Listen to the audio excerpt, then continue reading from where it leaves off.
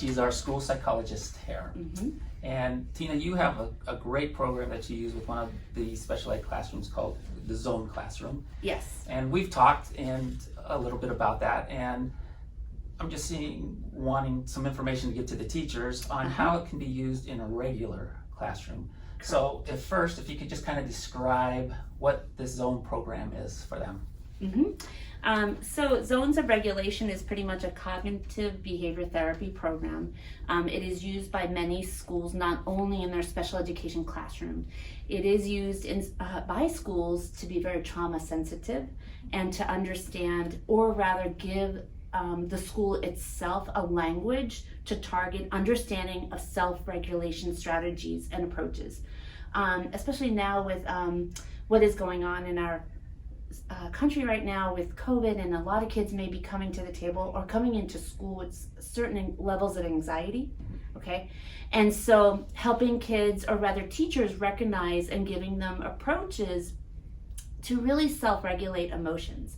And so there are different zones in the program, and if we as a school use this common language to help them to self-regulate and have like a school-wide approach to social thinking approaches, pretty much. Awesome. And so the overall objective of the program? It's to produce a common language across settings, across classrooms, across grades. Focus on these different emotions and have teachers use a common language. And tools as a community to apply and help kids self-regulate. Awesome.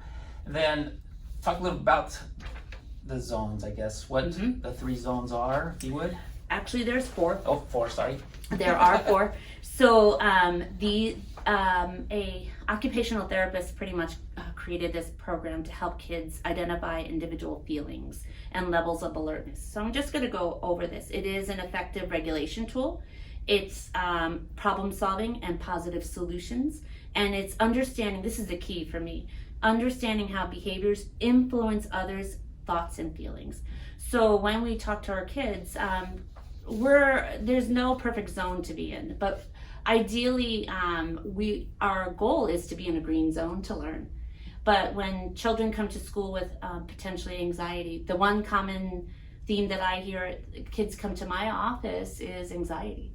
So I try to give language to their emotions, and there are 4 zones that we identify. We identify potentially a child could be in a blue zone, and that's if they're sick, sad, tired, bored, or moving slowly.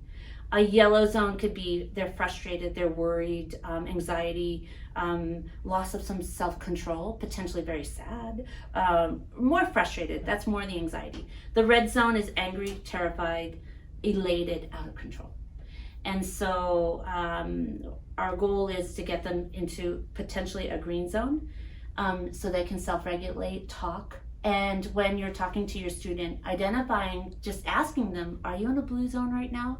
How can I get you to green? How can I get a big problem into maybe a medium-sized problem? How can we get the medium-sized problem maybe into the little problem? So if they're in, let's say, in a yellow zone, maybe they might feel sick and they need to go to the bathroom a lot. So talk to them and say, hey, what self-regulation, what can we do? Take deep breaths. Do you need to go get some water? Some small strategies to help kids come down to a green zone so they're ready to learn. And again, all of us having that common language of self-regulation. Right. And so what would you see as really the big overall positive impact and outcomes that it would have as a school-wide program? For us to be social detectives, to use whole body listening, to really be understanding of different perspectives of students, to really be trauma sensitive, to understand maybe what kids are going through and potentially getting them, again, taking that big problem. We all come to school with big problems and try to minimize it into a little problem and get them focused to be very present-minded to get them to learn. Many times when a student doesn't even understand their anxiety, they're going to look to escape.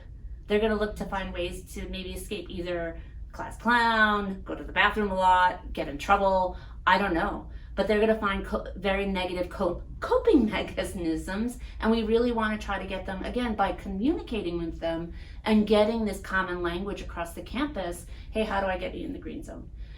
You're really red, like you're really angry. What happened? Okay, let's take a break. Let's talk about it. What are things that you can control, and what are some things you can't control because you're here? So again, we're trying to get our kids to be seated, to be mindful, to give them tools, common language, and all of us, again, being very trauma informed and trauma sensitive. What advice would you have for like a teacher that would say, well, I'm not trained, I'm not a social worker, I'm not a psychologist, how can I make this happen? Hopefully I would like for teachers maybe to have something like this, a strategy in their classroom. Maybe have the student identify what zone they're in. Maybe they don't understand this. It's a guide. And say, what can you think of? What makes you happy? How do I get you into a green zone? What can we do right now to self-regulate? Do you need to put your head down? You don't need to be a social worker or a therapist. Again, it's just using common language as a school, as a community, to help kids maybe self-regulate, to get them out of their spiral, and to get them calm and again, present in their situation. And again, all of us being very aware that being a trauma sensitive school, I think, is going to be very important in the next few years. Yeah, especially with let's bring down our suicide ideation. Let's bring the self-harm. Let's all of us have, again, that common language of how can we help our kids, self-regulate and understand that we're here to support them to a degree, and then communicate back to them.